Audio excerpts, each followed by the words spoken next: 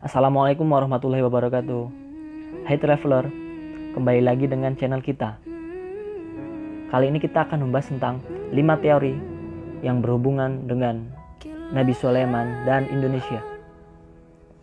Dikutip dari bombastis.com 3 tahun lalu oleh Rizal yang mengatakan adanya 5 teori tentang Nabi Sulaiman yang berhubungan dengan Indonesia. Mau tahu apa aja teori tersebut? Tonton videonya sampai habis ya. Yang pertama, Candi Borobudur peninggalan Nabi Sulaiman. Mungkin agak aneh di telinga kita. Namun, menurut seorang pakar bernama Fahmi Basya, sangat banyak bukti yang menguatkan kalau candi ini memanglah peninggalan putra Nabi Daud tersebut. Beberapa bukti diantaranya adanya relief-relief yang menggambarkan kisah hidup Nabi Sulaiman. Salah satunya adalah tabut atau peti berisi kitab-kitab dan juga tongkat Nabi Musa. Di Borobudur relief gambaran ini menunjukkan cerita tabut itu memang ada. Selain itu, ada juga relief yang bergambarkan hewan-hewan yang seolah mengisyaratkan akan kemampuan Nabi Sulaiman yang bisa berkomunikasi dengan hewan. Nomor 2. Nama Nabi Sulaiman yang kejawa-jawaan. Kalau diperhatikan baik-baik, nama Nabi Sulaiman ini memang sangat unik dan teramat ada unsur Jawanya.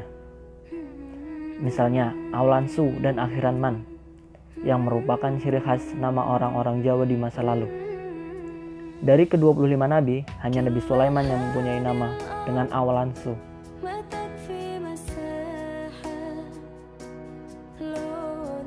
Kata su dan man ini mengandung makna hamba yang baik dalam bahasa Jawa. Dan kalau merujuk pada ayat suci Al-Quran, Nabi Sulaiman selalu dikatakan sebagai sebaik-baiknya hamba.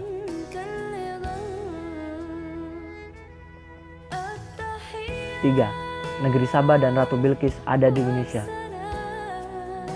Tak hanya kepercayaan tentang Nabi Sulaiman yang hidup di Indonesia, istri beliau, Ratu Bilqis, juga diyakini hidup di Nusantara. Bahkan kisah pertemuan keduanya juga diyakini terjadi di Indonesia.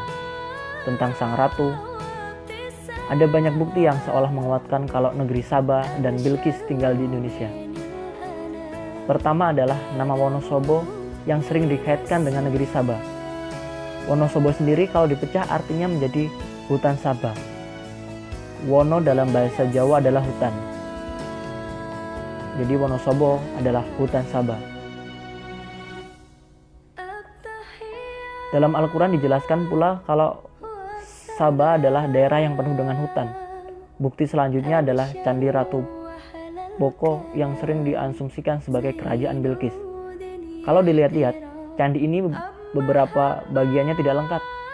Asumsinya, hal tersebut tak lain karena proses pemindahan istana seperti yang dikisahkan di cerita Nabi Sulaiman.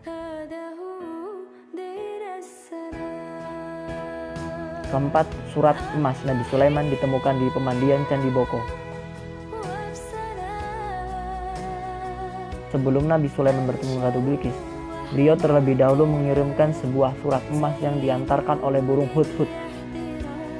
Surat ini berisi ajakan untuk bertaubat, mengingat Ratu Bilqis diceritakan menyembah matahari. Surat ini sebelumnya tak ditemukan dimanapun, termasuk Yaman yang dipercaya banyak orang sebagai lokasi istana Ratu Bilqis. Tapi ajaibnya, surat ini ada di Indonesia. Ya, surat emas tersebut ditemukan di satu kolam pemandian Boko.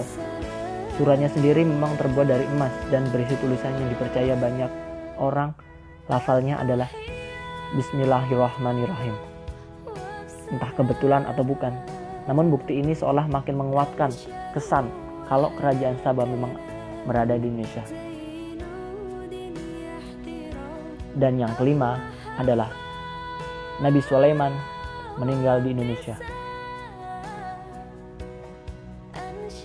Masih menurut Basya, pakar matematika Islam, ini juga mengatakan kalau Nabi Sulaiman ternyata meninggal di Indonesia.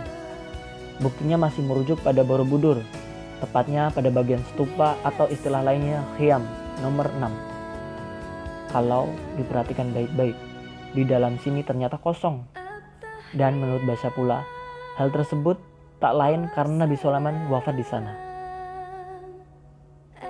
Kemudian Basyah menghubungkan dengan adanya ayat Al-Quran yang mengatakan, tak kala kami telah menetapkan kematian Sulaiman, tidak ada yang menunjukkan kepada mereka atau jin setelah kematiannya itu, melainkan rayap yang memakan tongkatnya. Entah bagian mana yang dari ayat tersebut yang mendukung pernyataan Basyah, makanya hal tersebut butuh untuk dikaji lebih dalam lagi. Tentu soal percaya atau tidak dikembalikan kepada teman-teman semuanya. Namun seumpama teori tersebut benar, kita sebagai bangsa Indonesia layak bangga. Bagaimana tidak, Nabi utusan Allah ternyata ada di Indonesia.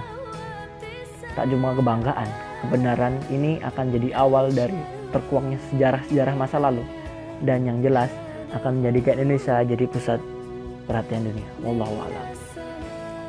Terima kasih telah menonton channel kita. Sampai bertemu di lain kesempatan. Wassalamualaikum warahmatullahi wabarakatuh.